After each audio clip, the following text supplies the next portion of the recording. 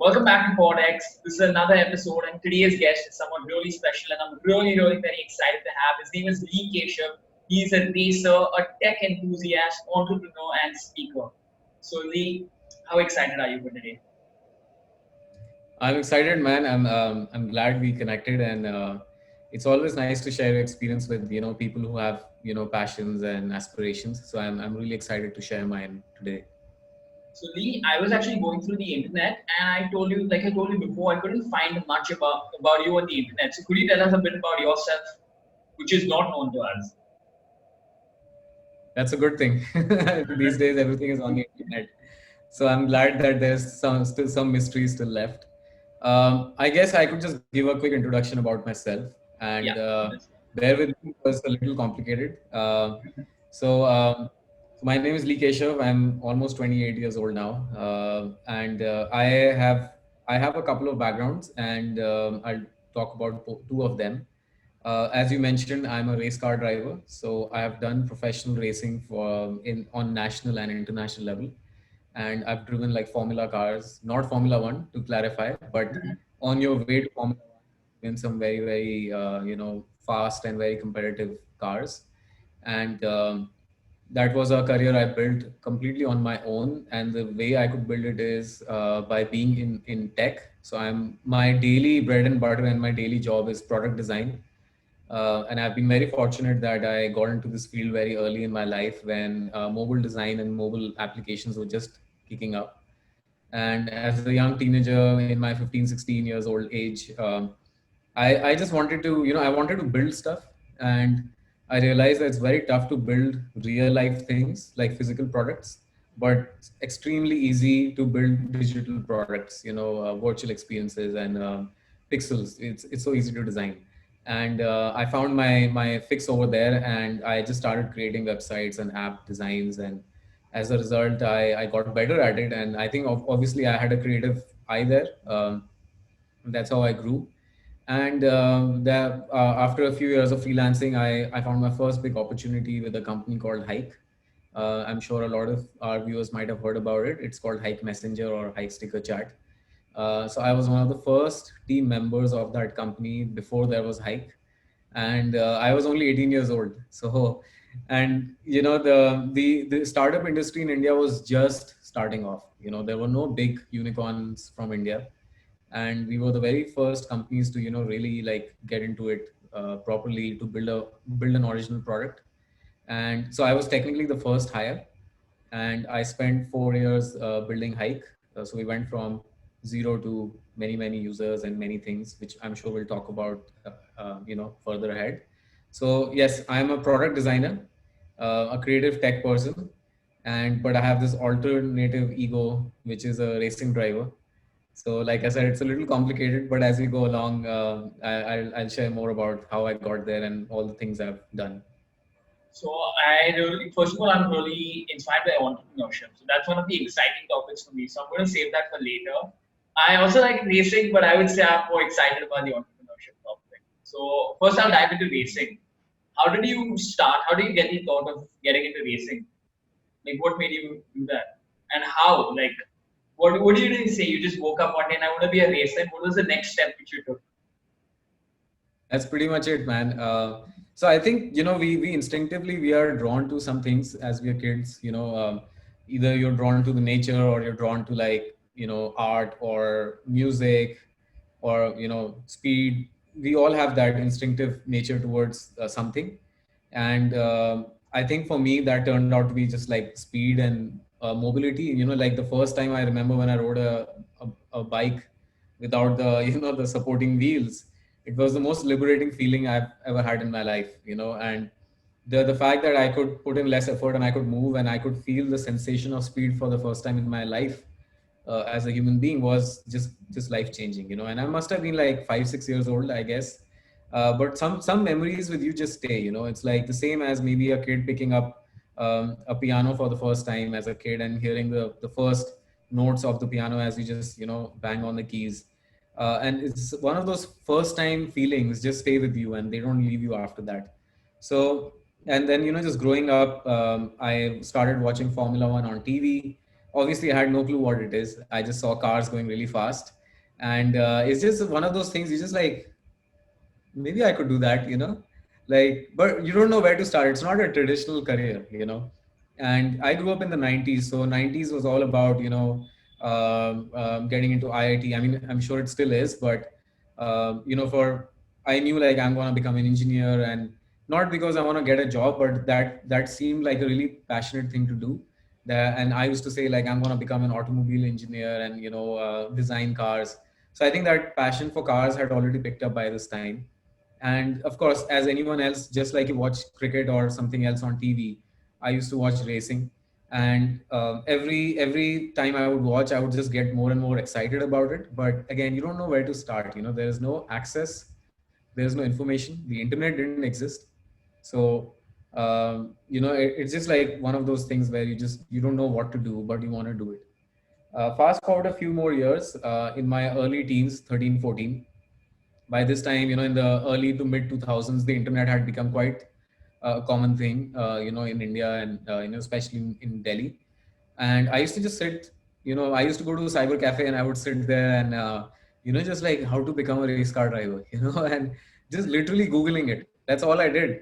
And I somehow, I found some programs which are about training, because for me it was not just basic understanding of the sport, but then even after that, how do you get started? And I think that's the question a lot of people have about a lot of things. And I was at the early days of internet, when you didn't just have everything available at all the times. You had to really like go and dig and search. The information was there, it was just not presented to you really well, so you had to really like go and find it. So one day I found a program by Red Bull Racing, and Red Bull, obviously, we know, is a big brand, and everything from sports to lifestyle. So of course they had the best structure of presenting the information that you could actually understand. And funny thing, I wanted to start with bikes, so I actually researched into bike racing, and I found this Red Bull development program where they take these young, racers from all over the world, and they mentor them and help them become a racing, professional one day. And when I found that, it was just one of those, light bulb moments. And suddenly, all these years of curiosity, and I suddenly had something that I can actually do. And again, I have no idea how to get into it, but just finding it was such an amazing discovery. And overnight, the next day, you wake up and you're a different person. And I must have been like 14 or 15 years old, but I was just a different person. And I was like, this is actually possible. This can be done. And I just need to somehow make myself get to Europe. And then the second story starts, trying to convince your parents. And obviously, you can imagine the first reaction was like, what are you even talking about? Um, That it's was such a actually going to random be my thought. next question, like how do you convince them to do something different? Because in India, racing isn't even considered a career. So how did you do that?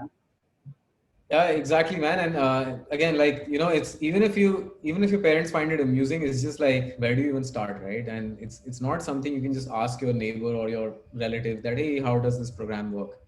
And I literally did all the digging. I used to like print out the information about this program and bring it home and give it at home. And obviously, that made a huge difference, because it showed like there is something legit. And I would just keep firing emails to Red Bull, even though I was not qualified for the program because I was slightly older. I mean, imagine like at 16, I was already too old for it. Uh, but I would just keep firing them emails every month. I'm like, please take me, please take me. I just need to get in. And I think they found me so interesting, because there's like some random kid from India just keeps mailing us that, let me in your program. They said, okay, you go practice and you send us your information about the practice, and then we'll consider you. So after they replied to me, my mom, she got convinced, and she's like, let him try, and to convince them, obviously I had to be really sincere with my studies and everything else. That's the basic term any parent would put, that you have to be on your best behavior. So I became like a really really good kid, I would say. And just like, you don't want to give your parents any excuse to like take it away from you. So I did everything I could to be a sweet kid. And so then, through some more research, I found a training program in Thailand, out of all the places. That was the closest we found. And there was a British guy running a small school over there. So my mom just took me there, as yeah, cool, let's go take a look. And we went to the racetrack, and I got on the bike, and till now everything is cool. And then I did my first few rounds, and I knew how to ride a bike. So obviously I really enjoyed it. I was really passionate. And I came back and my mom was just speechless. She's like, the scale of this place, the racetrack is so big, and the speeds you guys are doing, and the sounds, and the smells of fuel and everything else. She got really scared, and she's like, "This is just dawning on me that it's real, and this is dangerous." Uh, Thankfully, I was very sensible, and I number one rule of life I knew, like, I don't want to break my bones, and on bikes it's inevitable. You could be the best rider in the world, you will eventually fall. And I think even though I learned really fast, I sent that footage to Red Bull, and Red Bull actually ended up inviting me. So pretty much 10 years ago, I actually did end up in Europe, in Spain, and I met them. And again, my mom took me with her, and this is the first time we got real life exposure to these programs, because it's such a world apart. And like I said, I was not qualified for it, but they still called me just to meet me and see what the program was like. They said, if you want to come, you can come on your expense, and we'll happily meet you and talk to you. So that's how I ended up there, and I met them, and they just opened our minds. They gave us the understanding that this is not a like a job. It's not a career, it's a game changing world. It's becoming an athlete, it's becoming a an influential sporting icon, or maybe even something bigger. Now obviously that's not the attraction, fame is not the attraction, but it just opened our Thrill minds of it. that You were this looking for it. You were looking for the thrill at that exactly. moment. Yeah.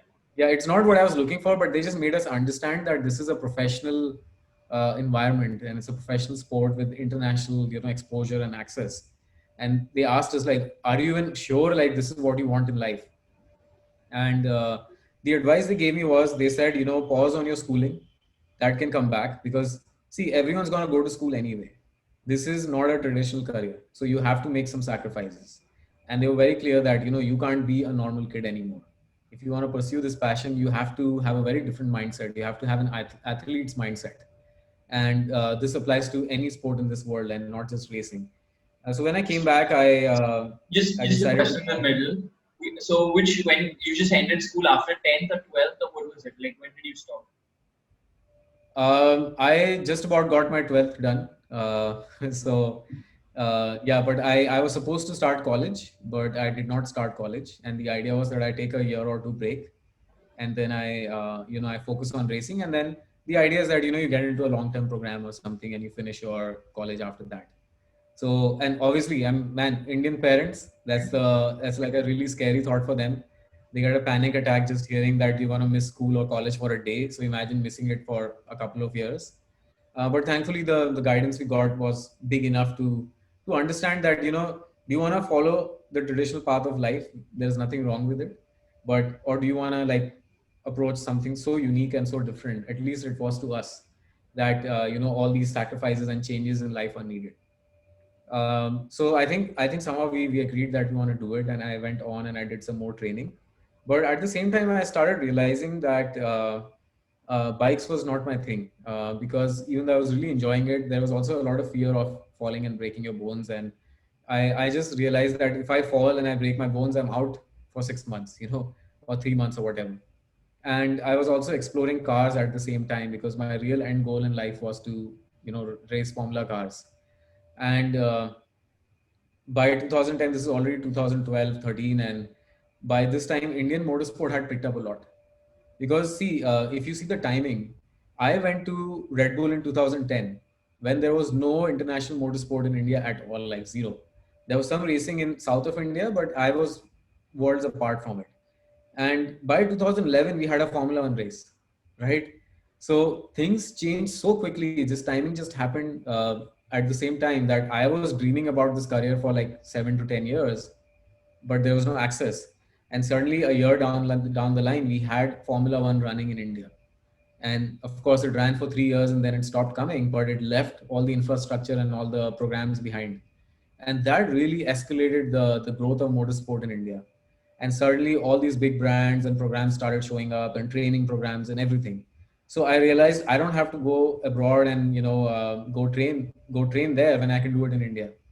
So, and that's how my car opportunity came up as well. In 2012, I auditioned with Volkswagen India. They were running a championship in India, which was meant to be the best in terms of amateur drivers. And in 2013, I ended up entering the championship. So a lot of things happened. See, I have not started a career yet, so I could just do anything. The only thing was the end goal was that I want to go and race, and I was ready to find whatever way I can to go and do it. And by this time, I was already working at Hike as well.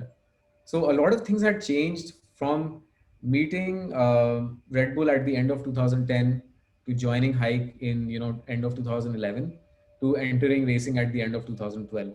Within these 2 years, my career had completely transformed. My perspective in life, because you grow so fast in those years, and this racing opportunity had opened up. So And you were also everything changed. happy that you skipped academics, the college part. Yeah, man. To be honest, I was pretty okay with studies. I am one of those guys who will study on the last day, but somehow still go through with it, because I think I'm in that way. I'm very logical in how I study and how I learn, but I hated the environment of school. I loved studying and I loved education, but I hated the school. So I was like super happy, man. I think as a late teenager and early 20s, if you can get freedom from that stuff and have such a huge carrot in front of you of car racing and international racing and everything, obviously you get so motivated, you push yourself. So 2013 is when I did my first professional championship, and it ended up being a national championship in India. And just suddenly again, like again, just learnings escalated. Being in that professional environment, see, you could have everything in theory, but when you do it in real life, it's very different. And for me, those were some of the best years of my life, because every day you were learning something new. Hike as a company and as a product started taking off. We launched in December 2012. I started racing in I think March or something of 2013. So you see, like quickly, all these things which I was working towards. I was working towards my product design career for many years as a freelancer, and I was working towards my racing career for many years, as my individual training. And both the things ended up within a 6 month span. So I don't know how that worked. I'm sure there was a lot of luck and whatever else you want to call it, planets or something involved. I think it was also effort because you were doing freelancing for quite some time. Like I heard the story about, I think in another interview or podcast, you had said that a guy from Switzerland and freelancer told you that he wants you to make 10 WordPress websites, and you were like, okay, I'll make them, even though you did not use WordPress, and then you learned it in a week Yeah, or man. something like that. That was the coolest part. I think what I realize is when you're inspired, you will find a way. And of course, there's an incentive of actually earning the money, which is huge. But creative people also struggle with motivation, especially when you're a freelancer. It's very tough to motivate yourself, man. Like you sit there and you're like, do I want to work, procrastinate, all those things. So thankfully, I had the racing carrot in front of me, which made me so single-minded and tunnel vision that I was like, I will do everything I can to get to my goal. And racing is a very expensive sport, so any money I could earn, I can put it there. So yeah, so that example you said, I had a client from Switzerland who was just who had hired me to do some template design for websites, and this was the first time I had a recurring client. uh, and one day he just wrote to me and he said, hey, can you make WordPress sites? And Google is my friend. So I went to Google, learned a bunch of articles. I replied to him like one day later because, I mean, he sent me an email. So I took a day to reply to him. And I'm like, oh, yeah, I can. Here's the additional cost. And I just added a bit of premium because I expected him to say no. So I knew that it's not going to be easy for me to pick it up. So I gave him a premium, like nothing crazy, but like a premium on my price. And I said, hey, if you want WordPress, this is what I'm going to charge you. And he just replied, he's like, dude, it seems a little expensive, but I get the convenience of getting it done from you because you're already doing other things. So let's go ahead with it. But we'll have some very strict timelines. And I don't know how, but in 1 week I learned WordPress enough to finish my work. I can And relate to the I think I can relate to the WordPress part and the learning part. So just like you, I've not done multiple websites, but I have actually done one website for a local bakery in Goa, and they have actually like 5 or 6 outlets in Goa. And the way I got it was I was actually scrolling through YouTube once, and there was a video which said learn how to build websites in 1 hour. So I was like, okay, let's give it a shot. And I went through it, and there's a shortcut within WordPress. So there's a plugin to directly import templates. So I found a shortcut within a shortcut. And then I think after I learned that, I just called up that bakery guy. I was like, I checked out on Google, they didn't have a website, and I called him up and I was like, hey, could I build a website for you and all? And then we met. So I was actually expecting him to pay me about 500 to 1,000 rupees for the website. But when he asked what was the rate in the market, so I said the market rate is 4,000 to 5,000 rupees. And he said, okay, let's do it. And I was like, whoa, I'm getting 4,000 rupees. And I came home. I think he gave me enough time. He gave me like 3 weeks. And he said, you can take as much time as you want, but I completed in 3 weeks and I made 4,000. And this is like very recently in January. And I was actually planning to do more this summer, this April, May, but then COVID-19 happened. So that's actually, I've only built one website till date, but that gave me a huge exposure, 4,000. But sadly, being in India, parents take our money and put it in the bank account. So I got the feel of 4,000 rupees for 1 day and then it just went. That's amazing, dude. That's really inspiring to hear. It's very similar to my experience as well. And yeah, I mean that's a start, dude. Like my first pay from my first client was $100, which back then, by the way, was about 4,000 rupees. You know, because dollar was a lot lower than it is now. So four and a half thousand bucks. And again, it's just the most amazing feeling when you see cash in your hand that you have earned. And parents in India like, hang on a minute, something is not right. Here's give us the money. You know, we know how to spend it better than you do. So I can relate to it, but trust me, it gets better once you're responsible. But yeah, I totally relate to your experience, and it just shows, man. Like when I learned WordPress, there was no templates. You know, you had to learn everything on your own. But WordPress itself was way more advanced than anything else you could do on the internet back then. So relatively, what you have experienced is what I experienced, 10 years ago. And 10 years ago sounds a lot of time now. It's actually a lot more. It's I think 12 years because I was 16, man, so I was pretty young as well. Uh, so yeah, I mean that's one experience, and as you witnessed, it's all digital, completely digital. You didn't go out and you didn't do anything outside. You did it on your computer. So that's the power of the internet that we have all, and I think India has benefited like immensely from this industry because we never had an industrial revolution in India, and even till the early 90s, India was a very closed economy. I remember growing up in the 90s, and of course, I mean, I've seen computers and I had computers, and internet also came very early to me. But it was a very, very closed world. And then when internet became mainstream, in the early 2000s, which happened much earlier in other countries, we just caught up, man. Like the country and our generation, we caught up like 10, 15 years worth of cultural development or information access within like 2, 3 years. And like I said, if the internet was not there, I would have never gone racing. So I think if internet was a person, I would go and give them a lot of gifts and say that without you I could have never done anything like this. So I am a child of the internet. My product design career and my racing was all built out of the web, and it's enabled me to explore all my passions today. So I'm glad you explored that, and I am glad that it's something you want to pursue, and even as a side gig. Oops, as a side gig as well, it's a really cool thing to explore. So I'm excited for that. I wanted to ask you about this racing thing. So there was this question in my mind which came up to me, which is that in when you're a racer, do you learn about physics, like how to take a turn or something like that? Or is it just you're driving? No, there's a lot of training with any sport or anything. There's a level of understanding you need for that activity, and especially because remember that racing is also very dangerous. It's part of the sport to be dangerous. So you can't just show up and start driving. In fact, just to qualify is a huge task. They won't just let anyone in. You could show up with $1 million and they'll be like, go home, because it's like I would say it's probably like just below aviation in terms of how strict they are. It's like the professionalism even in India is next level. Like every single screw to every single thing you as a driver is doing is monitored to a very, very high bar. And that's the most fascinating thing I found about motorsport, because even in India you would assume ki haan, it'll be like all chalta hai or whatever. It's so professional that you would be amazed how professional it is, because everything from the suit you have to wear, they'll actually check your suit every single time you go to the race. It's a specific fireproof suit with specific layers on it.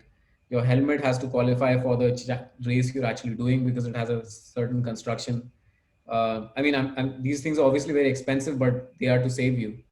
And the race car itself goes through so many checks. Your weight is checked, your health is checked, everything. Like, just to get my racing license, I had to get my eye test done and my physical test done to make sure that I'm fully fit and sane to drive a race car, and I don't have any conditions or anything. And so it's a very, very strict environment. And of course, the actual driving part, you have to do a lot of training. Number one, you have to become very fit. Now, any sport, you have to be fit, even if it's golf, you have to be fit. So imagine racing where you are going at very high speed, and a lot of people struggle to imagine why racing would be a sport where you need to be fit because you're just sitting in a car and steering. uh, and I think those people don't realize the laws of physics and gravitational forces that you go through. And the best example I can give you is, when you're in a car and the car brakes really hard, your body gets pulled forward. That's called G force, right? When you get in a plane and the plane starts accelerating on the runway, that you get pushed back. That's G force. Um, G force is basically, it's multiplying the weight you're feeling on your body by a pull effect, right? Something is pulling you. So in a race car, when you are turning at very high speed, and especially when you're well above 100, 99% of the people in this world will never experience, even on a straight line, a speed above 150 or something. And in a race car, you're turning at 200. So you're literally taking a corner at 200. So what happens is the race car is designed to go at that speed because it has like all these wings. That's why the Formula cars, they have these flat surfaces, which are the downforce elements. And in the most basic terms, it's the opposite of an aeroplane wing. An aeroplane wing is designed to create lift. So it's got like pressure area below and low pressure above. So when wind picks up at a certain point, the airplane starts lifting. And you can imagine an aeroplane weighs like tons and tons of kilograms, and it can just lift in the air with very low effort. So the race car is doing the exact same thing with the opposite forces. So the wing is creating high pressure above and low pressure below. So a race car which is 600 kgs static will weigh 1200 kgs when it's going at high speed. So instead of lifting, see, if I were to put 600 kgs of lift, my car will become zero in weight. If I were to put extra, then my car will lift in the air just like a plane. So here the opposite is happening. My car might weigh 600, but when it's going at high speed, it weighs 1200. So that additional force allows me to turn, which is, you can't see it visually. It's like, when a plane takes off, you can't see the air lifting you. You just get lifted. And there's a certain belief that we all have that the plane will lift. In the same way, in a race car, when you take a corner, you have the belief that it's gonna corner. A normal car will just go straight and crash, right? So we manage to turn. So when that happens, there's something called G-force that gets applied to our body. Uh, so when I'm turning, my head will get pulled to the side. If I'm turning left, my head will go right. And instead of weighing the normal weight, let's say 10 kgs with the helmet and everything, 10 to 15 kgs, it's now going to weigh double.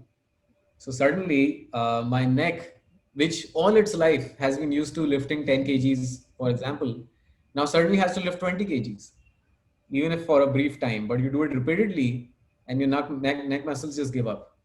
So you'll always hear something about racing, the neck goes. That's the first thing that goes. It has the least amount of practice to carry the additional weight. And that's just the neck. Imagine the whole body then.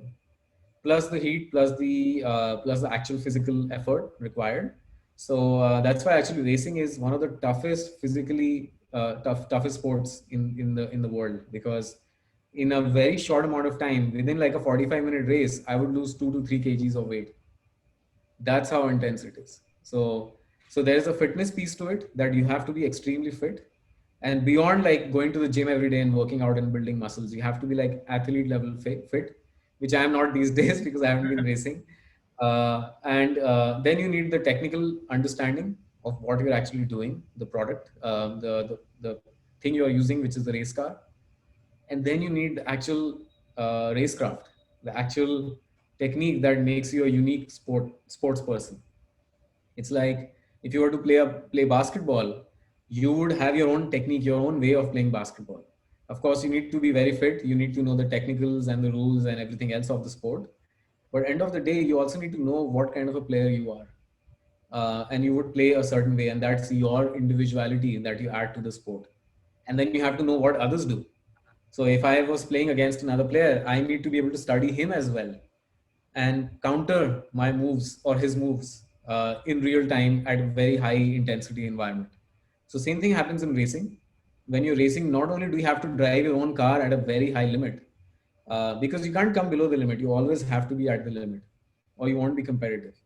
Plus, now you have 20 other guys around you who are trying to do the same thing, and some girls as well. So now you're suddenly like not only just driving a race car really fast, which was a task in itself, because you have to be fit and you have to be consistent and be able to manage this whole activity. But now you're also competing with others to win and to be at the same spot at the same time, and everyone's got the same mentality as well. And that creates a very, very high level of competition, creates a very, very high level of stress and pressure and anxiety and everything else that comes with it. But it teaches you to be a very tough person. That's why it's not for everyone. And I've just learned so much through it, especially how to manage my own emotions, how to act under pressure, how to function at a very high intensity. And that has helped me in everything in my life since then. So, Lee, what were two things which you learned from racing? Or whatever, more than two also. What has racing taught you? It has taught me how to function under pressure and just become a better person. I think that's the biggest thing I've learned through all the challenges that I had to face, the competition at which I had to compete and become a person who can't make excuses. I think a lot of us make excuses for everything. Usually it's an external factor that causes us something. And the biggest thing I learned was that you are responsible for your own fate and your own results in your life. And I think that's just something I've learned and I've now applied to everything in my life, is what I would say. And of course, get a little better at driving. That also helped. So now I want to dive into the hike part of this. How did you get into hike in the first place? The whole story on that. So I was freelancing and I had already started building a bit of a brand profile online. So when I would reach out to new clients, they would be very receptive to me and my work because I had like really good looking work everywhere. Um, I was planning to go to England and study there, like do my college there. So just out of curiosity, I was just researching companies in England and I was trying to look for startups which were building something in startup, like tech. And I saw a bunch of companies and one thing I knew was that I was not ready for a big environment, like a big proper company. So I was specifically seeking out like small teams, small groups, where I could just come in as a designer and I'm not like answering to like a board or anything. And because I'm anyway very young. And I found this startup called AppSpark, which was building a couple of really nice, products. Um, and they were just like a bunch of kids, 3, 4 of them building like iOS apps and, really pushing the bar. And it's like a really casual environment. So I looked through it and I couldn't find them. I couldn't find any job, but I found a job from the founder he had posted another job online. And I found the founder was the same. So I applied to him and I said, hey man, this seems like a really sick opportunity. I would love to be, a designer. And he wrote back to me and he said, hey man, I'm not running that startup in England anymore, but I have something new I'm building in India. Would you like to work with us? And I was like, that's a downer, but okay, cool. I'm happy to do a freelance project. So I started working on this freelance project with him. And for whatever reason, we didn't ask each other where we were located. So we just started working online and we would like send emails to each other. We'll chat on like Skype. And a few days into the project, he's like, "So, where are you located?" And I'm like, "New Delhi." And I'm like, "Where are you located?" And he's like, "I'm in Delhi." So, so both of us were sitting in Delhi, but I was assuming that he's sitting in London, and he was assuming I'm sitting in London, while we were both sitting in Delhi. So it was one of those funny things. And then he was like, "Oh man, just come to the office. Let's have a chat." So I go to the office, and that's when I realized that this is something big. I thought he was just some individual, founder, and of course there's Hike, family owns Airtel and all those things, but it didn't really matter because I had no understanding of these networks of big companies and all those things. So I went as a naive person, and I went to the office and I met him, and we were already working for a couple of weeks by now, so we already knew each other pretty well. And we just had a chat. And he's the founder of Hike. And he just told me his vision. And he's like, "This is the reason," because I was like, "Man, why did you leave London and building startups here? There's nothing here." And he's like, "Yeah, exactly that. I want to create something here. India is a country where you can build something really valuable and something that can actually impact people's lives." So when I heard his vision, it's the first time I got exposure to like real startup mindset. It's not something you had on the internet every day. Like, this podcast we are doing right now, this didn't exist back then. So I couldn't have just heard Elon Musk 10, 12 years ago, as a random article and be like, "Oh, this is how he started his company." So for me, that was just such eye-opening information that I was like, and it's funny, I had read this quote from Richard Branson, and Richard Branson was one of my idols just because he did so many things, And I used to like people who do a lot of things for some reason. And his quote was that when someone offers you a life changing opportunity, you should take it, and then learn how to do it. So, like I was giving you my WordPress example earlier, at that point in my life, that was a life changing opportunity. And I took it, and then I learned how to do it. So I applied the same principle here. And he said, I'm planning to build a messaging app. Do you want to join us and work with us? And it was only a 3 months contract, by the way. I was just a 3 months contractor to work with them, and then I would go my way and we'll see. And I just said, "Yes, let's do it. We'll figure out the rest later." And I was just turning 19 by this point, and I remember like showing up in the office, and it was just me, Kavin, who's the founder of Hike, and our first CTO, just three of us just sitting in the office and working. And I remember the first discussion we had about, he had some sketches of a messaging app that he had made. And back then, WhatsApp and all these apps were pretty small. So it wasn't like, this is the well established industry. And he's just like, "Yeah, we got to make this messaging app. Why don't you start designing it?" And in 2011, end of 2011 is when I first started designing Hike. Um, and 2011 December is when we had our first test Hike build where we were just saying hi to each other. It could only send a text message, nothing else. Just literally one text message. That's it. Those were the first few days of Hike, and that's how I got in. I spent 3 months on my contract, and by this time, we announced that we are going to build a messaging product, and it became a big thing. We had hired another 5, 6 people by then. And once my 3 months ended, I sat down with the founder, and he said, "It seems like you have a lot of potential, but you have to learn a lot because you're very young, and you don't know everything yet. You're not a professional at a level where I can fully trust you to build anything. But under my guidance, you work really well. So are you willing to like work with us for the long time, and we'll give you the best opportunity that anyone can give you?" And I am so grateful that I took that opportunity, and I decided to stick around. And I ended my freelance career overnight, and I got full time into Hike in 2012. And yeah, and that's how Hike and myself, we both grew together. And for me, it was every day was a learning because I didn't know anything. So every day I'm coming in, I'm learning something new. And because I had that racing mindset where I was going and competing with all these young racers from around the world who knew more than me, but I wanted to win from them. So same thing I applied at Hike, where I knew everyone's more experienced than me. They have a lot more industry experience. I have zero industry experience, but I want to be at their level. So how do I learn? How do I make myself come to a point where they can trust me, and my work has an actual impact on what we are doing? So my learning curve just again just went up like this, and I was just surrounded by the best minds, the best positive environment. And remember, when you're in your late teens and early 20s, everything is a distraction, right? You want to do everything. You can go without 3 days of sleep. You can drink Red Bull all day and be fine. Your body's made out of rubber. You don't feel pain. You don't feel anything. It's the best years of your life.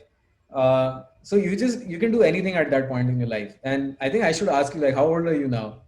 I'm 17. You are at the perfect place in your life to do everything and anything. I'm not saying you have to go jump out of a plane tomorrow, but this phase is when you have very low fear of failure, number one, and very low fear of effort. When you get older, like I'm 27 now, so I'm like 10 years older than you.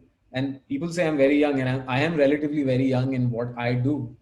But I remember my 17-year-old self as well, and I know how fearless I was. Like literally, and it's not fear of getting hurt; it's the fear of working too hard or failing. Trying something So new at and this point, taking new risks and all that stuff. I think exactly. So that I was just like, I can do anything. So I Go think ahead. that happens with me also a lot now. 'Cause it's either, I think it's during these years, it's 15, 16, 17, 18, 19, 20, that you either make your career or you break your career. And it's during these years also that we develop a mindset. So if we develop a negative mindset, it can stay throughout. And while at the same time, if we develop a positive mindset, it also stays throughout. So I wanted to ask you this thing, that when you were in your 17, 18 and all, how did you not get attracted to the negative stuff and all that stuff and stay focused on your work and all that stuff? Because I don't know how to say it, but I have a few friends who are into smoking. And I've actually told them not to do that and all that stuff, but they don't listen. And they're more attracted to that stuff now at this age. So how are you into that part? Not getting into Good this question. stuff. Good question. And I think my parents had the same fear that, I will end up doing all these things. See, there are different perspectives in life. I think the reason I got really well focused in my life is because I was surrounded by the right people. I think you are a product of your company. And in this case, just happened to be that I got surrounded by such passionate and hardworking people. And see, we all work hard. I'm not saying no one works hard. Everyone works hard. Everyone from someone sitting as a CEO to someone, at the gate of a hotel. But this was a very, very positively charged environment where the goals was just so high that you got energy just from talking to these people. When the founder of Hike and all the other people who were there, uh, they were just like so far ahead of me that, and of course you can take this as resentment as well. Thankfully that was my personal nature, that I took it in the positive way, because I had the right guidance in my life. And it just became such a positive environment that you're creating something, so you wake up every day excited to build Hike. I would wake up every day to be excited to build Hike, progress it from where I left it off yesterday, and just sit with all these amazing people and learn from them. So as a natural result, my attractions toward I'm not saying I was not attracted to other things, but my environment was so powerful that it was just a distraction and nothing else. And I could have easily been surrounded with a very different group of people and go deep into other things, right? Maybe if I was surrounded by musicians, I would have gone into music. If I was surrounded by people who don't want to do anything in life and just want to smoke up and drink and party, then I would have ended up doing that. Because these are the years when you're very impressionable and there's a fear of missing out, peer pressure, all these things. So I'm just lucky that my peer pressure was about being amazing in your work. And I just got really lucky. And I think the biggest factor was just being surrounded by the right people. And I also think I can really, in form of work, I think when we're trying, so for me, when I do a podcast, there's this huge rush of adrenaline through me. So I don't really need any external substance or anything to get that feel or anything. And I think when we really love what we're doing or something, when we enjoy that stuff, it happens on its own. Was that also with you? Like, did that happen with you also? Yeah, yeah, absolutely, man. There are a lot of things I did end up exploring later in my life, but I did it on my terms. either it's traveling or doing anything else, partying. I've done all of it. But the good thing is that I did it on my terms at a point in my life where I was not too old to be doing it, but also not too young to not know what is the right thing for you. And again, just lucky that I had slightly older friends who have a little more wisdom than me at any given point. So I could just learn from their experience. And if you see, most of my learnings have been just through talking to other people, witnessing them going through their life, and then having that reference point for myself. you know so I think I've just been very lucky there. And I did, I had my fun. I traveled, I love traveling. I've done crazy parties as well. But thankfully, in all of these things, I've done them on my terms. I know my limit. I know things that I like, things that I don't like. I also became very selective about the company I have, and the kind of friends I make. Because see, you can't choose your family, you can't choose your colleagues, to an extent, right? But you can choose your friends. And there are friends that you have grown up with, and those are the friends, hopefully, that stay with you for the rest of your life. But when you start making new friendships as well, you want to be very sure about the kind of people you involve yourself with. I'm not saying anyone is negative from the very start, but if the energies don't match, if the vision don't match, then you can be in an environment where people will either pull you down or pull you towards whatever they're doing in their life. Thankfully, in my case, I ended up being surrounded by really passionate and hardworking people, and also very wise and liberated. So I ended up gaining that knowledge. So when I did go, and when I would go meet my racing friends and I would go travel with them, there's no professional work environment anymore. But I would retain my values and my principles. So as long as you have very strong principles in life that you are establishing right now in your age, as you get older, as long as you stick to them, you can explore around them. It's not like you have to sit in the house every day and work 14 hours a day, and not even look outside and meet anyone. I think meeting people is very important, and this lockdown has taught us that human interactions are a huge part of our life. There are people who used to cry about going to the office, and that it's too much, and now they're crying that I wish I could go to the office. So so it just shows like we need that social interaction because we get to learn a lot. So I think it's just about what are you passionate about, what are your principles. Don't compromise those principles just because other people are doing it. It's much easier to withdraw than to get involved in something and then not be able to come back out of it. And then as you get older, when you get into your 20s, you will have even more energy, but you will have a little more wisdom and knowledge and liberation attached to it. And then you'll be able to make smarter decisions.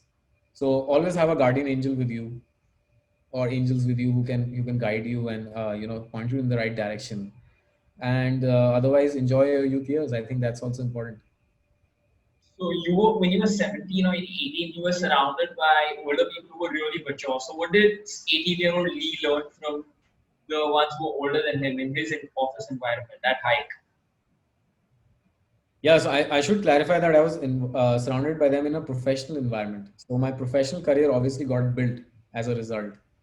And what happens is, obviously, I don't know what their personal lives are, but you kind of start understanding how sincere you have to be in your own life. Because if the CEO of the company is showing up to the office before me, there's something wrong with it, right? Even though we were a startup, I really had to train myself to be like one of the first few people in the office, even though we didn't care about it at all. But I just made it a point that, I want to be there and I want to be available whenever something arises. And of course, a lot of it was my motivation towards wanting to achieve something. But also because just you just see how sincere and hardworking people were, and how passionate and driven they were. So that fixed my professional side. And second thing was, obviously, I'm working 12 hours a day, so I don't have time for other things to anyway. Uh, and the second was, then as a result, when I started making my friendships and I started meeting people, and I was racing, so obviously you can imagine I ended up making a lot of friends. I again just met such a good bunch of people who are very driven. And in racing, by the way, you meet all kinds of characters. You meet those really rich kids who party every day, and then you meet really humble kids whose families have spent every single saving they had to get that kid over there. I've seen both of them. And I've had days where I've literally flown off to Abu Dhabi in one day just to go and party there with a friend of mine, right? A racing friend of mine. So I've had that exposure. I've met Hollywood celebrities. I've partied with them. And I've seen that world as well. And then I would see all of it, and I'll come back, and next day in Delhi, I'll be in my office again, and I'm sitting at Hike. And the funny thing is, at Hike, all of that doesn't matter.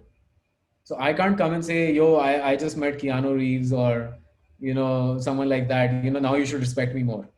That whole thing got out of my head, and I realized that the true value is that can you be results driven and not throw your weight around? Because I think at this age and in this environment, you also kind of end up becoming a person who's always trying to show off or, you know, uh, trying to socially stand out or seem superior to other people. I think unfortunately in some of our cultures, it's a huge deal. Now in the today's term, it's called flexing, or just trying to look more successful than you are. And I really had to learn that myself, that yeah, I could be doing racing, and I'm a racing driver, and I'm coming on TV, and I'm winning big trophies, and I'm partying with like Hollywood celebrities. I am so successful, right? But that's not success. That's a result of your actions and the environment you're in, but that's not the end goal. And when I would come back to Hike, I would have to remind myself that none of that matters here. What matters here is, am I an effective team member and an individual who can add value? And then when I would receive a lot of success at Hike, I can't go and take that back to racing and be like, oh, I'm this successful guy who's designed an app which is worth over $1 billion today. Now I am, you should respect me more. They will only judge me on my racing and my behavior over there. So I think a lot of people, especially at this age and especially in Delhi, I've seen that there are a lot of people I have interacted with, who have a lot of family money. And I'm not saying there's anything wrong with it. I would love to have family money. If my parents would give me millions of dollars to spend, I would happily spend it. But what I realized was that the culture is so much about trying to be superior, that you forget what you actually want to achieve in life and adding some value to people and yourself. So I really pulled myself away from that whole socialist culture of, socializing culture of Delhi and whatever. And that also really helped me, because I don't care who's going to what club or who's driving what car or wearing which watch. Everything is on my terms, and my success is relative to me. And if I can share that success with people around me, that's the best thing, but not out of resentment or jealousy for someone else. So retain your values, surround yourself with the right people. And whenever you're in situations where, see, because I have hung out with people who have way more access than me. When I would go racing, I remember there was this Russian kid who used to come to race with us, and he would literally show up in a private jet. His expense for his private jet was equal to my whole year worth of racing, and that was must have been his expense for a couple of flights. So you can't compete. I can't go and compete with him on he's so successful because his parents are successful, and create a problem out of it. What I can compete with him on is racing on the racetrack, because there we are equals. He might have more practice, but I might have more sincerity, whatever the difference. So you want to compete in the environment where you have the best chance of competition, and not in the environment where you will always feel low about yourself. Now, especially with Instagram and everything else, it's like, hey, this guy got this pair of sneakers. This guy has this iPhone or AirPods or whatever, earpods. Um, so it's just like AirPods, yeah. So it's like you don't want to be affected with that. You want to do your own thing. You can be inspired. Like I was inspired about racing, but I was never like jealous of someone else for that progress, or put myself down because someone else is doing better. It's just like, how do I use this energy in the right way? So if you learn how to channel your energy and bring in a little bit of spirituality in it as well. I think one of the biggest factors that I didn't talk about is that I was always exposed to some level of spirituality, which really helped me, control my emotions and my passions. And I think that's one of the reasons why I didn't end up doing crazy things in my life, which relative crazy to some people. Was it meditation or yoga? What was it? Yeah, it was meditation, a high level of spirituality. My family is very religious as well. We follow the Hare Krishna movement. So, we became vegetarians when I was very young. And then, there is just an air of spirituality in general. And of course, in India, the problem is that we mix religion and spirituality into one thing as one package. But I think they can coexist. You can believe in God and you can follow a certain God or movement or something, but you can also be religious or spiritual individually, even if you didn't believe in God, for example. Everyone's got their own perception. So I think just that calmness, that belief in something bigger than ourselves also really helps. And one of the biggest things I'm still learning till this day is that humility is a lot more powerful than arrogance. When we know the most is the same time when we make the most mistakes, because we are so arrogant about that knowledge. So the more you know, the more humble you have to be able to manage that information. I was actually going to tell you this that you were when I spoke to you the first time, I found you to be very grounded. In fact, even when I messaged you and all that stuff, you got back and all. That was really like I was not expecting a response, and then when I got Yeah, one, it was completely different. So yeah, that and is, I'm glad you reached out, yeah. because I know I initially I didn't see your message, but the next time when you wrote to me, I saw it. And I used to be an introvert, by the way. And I think only after I started racing, and I started going to hike, is when I started opening up. And again, good company really helped, because I was just surrounded by some really witty people who were very expressive, and I was very serious about myself all the time, about my image and everything else. And I think over time I learned to let go, and again retain your principles, but then be flexible around it. You know, the actual actions of your life. So I went from an introvert to an extrovert, and then had to come back again and find my balance. Uh, and some of the things I learned, like I said, you know, and I learned hard way as well. It's not like I learned it easily, but humility, very very big. Um, believe Belief in something bigger than yourself is very big. uh, and then just overall, you know, no one owes you anything. You have to make the most of your life in this life that we're living on this planet. We have seen with this pandemic that nothing is actually in our control. Like, I used to be like really proud of myself that over the years I've built my life in a way where I can just fly out anywhere at any time, you know, and I love traveling. uh, so when this whole pandemic happened, I have not left. I mean, in fact, I was in London 1 week before the country shut down, and I flew back, and I was like, oh my god, now for 1 month we can't go anywhere. I'm not saying I travel every month, but mentally it's like, you know, I could. um, and it's been like, it's August now and I haven't gone anywhere, and just realize that you can't even leave your house if the environment around you is not correct. You are not in control. So how do you make sure that you become independent enough that you're not dependent on people closely around you? And then the world together has to work in a way where, you know, all these things that come up, and this is a big lesson for all of us through this pandemic, that we just lost 15-20 years worth of globalization overnight because of pandemic. Of course it will come back once the movement starts, but just showed like how helpless we all are in front of a small virus, you know, that we can't even leave our houses, let alone our city or our country.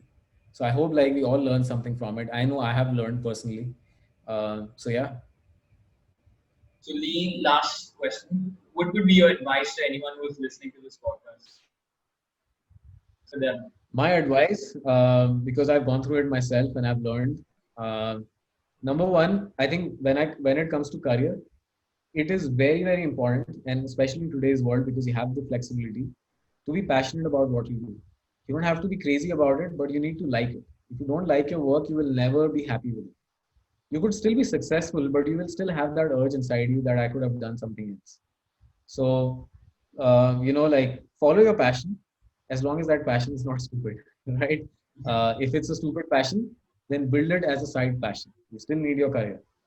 So it's very, very important that first you take care of yourself and become independent, and, you know, be able to sustain yourself, and then worry about other things. I pursued my passion with hike because I knew without that I couldn't have done my racing, and I ended up building a whole career that I never imagined I will have. And today, everything exists because I took that chance, and I could still go and race and pursue my passion. Because I realized that through racing, I can't do the opposite. Because racing will take money, it won't give me money until a long, long time. So I'm glad I made that decision at some point in my life. Personally, as an individual being, like I said, you know, humility is 1,000 times more powerful than arrogance.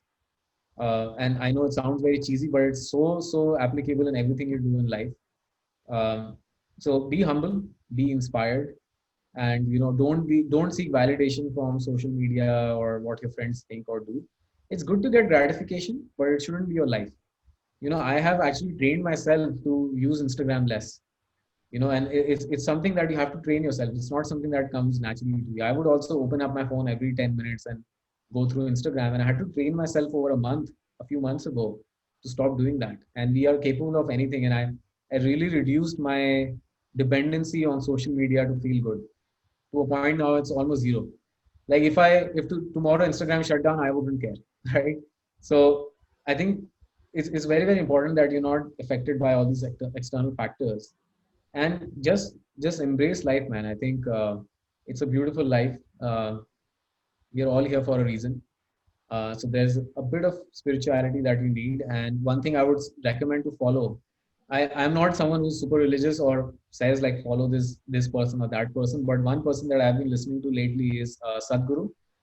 And it's not like I follow him every day, but once in a week or two, I would just stumble upon his video or some talk, or I would just go and look for him. Like yesterday, I was feeling a little anxious, so I just in the morning I couldn't sleep all night for some reason, so I woke up early, and I was feeling anxious, so I just played his video, and he was talking about something about life's balance and how energies transform your actions, and what you think inside could manifest into something or could not manifest into something. And it just suddenly calmed me down. So I think that level of, like I was saying, having good guidance. So you can have guidance in spirituality, you can have guidance in your professional career, and you can have guidance in your friendships as well. So just be open-minded and humble is what I would say. I think the guidance is also now possible due to the good level of connectivity which everyone possesses. The internet connectivity. Absolutely. Like you said, you were feeling anxious and you watched a video, so you didn't even have to. You were not physically present with Sadhguru at the moment, but you still had his video had an impact on you. So that is very possible now. That's the beauty of the internet, right? We can use it to our advantage, and especially our country, we have done so well in using internet to grow. And now it shows, like, I mean, I work with Hype, so I know our users, all over the country. And I've worked with Niti Aayog as well as an advisor on a bunch of things. And you have now access to the internet. You can do anything you want, So yeah, like you said, I was feeling anxious, and I remembered Sadhguru when I just opened his video, and within 5 seconds, I was listening to him. So it's the beauty of the internet, and that's why we are connected right now as well. So make the most of it is what I would say. Lee, thank you so much for being a part. I really enjoyed this. Will Likewise, you I tell them really to enjoyed. subscribe? Yes, everyone should subscribe to your podcast. I think I know you've been talking to some really, really amazing people, and I look forward to binge watching your podcasts over the next few days.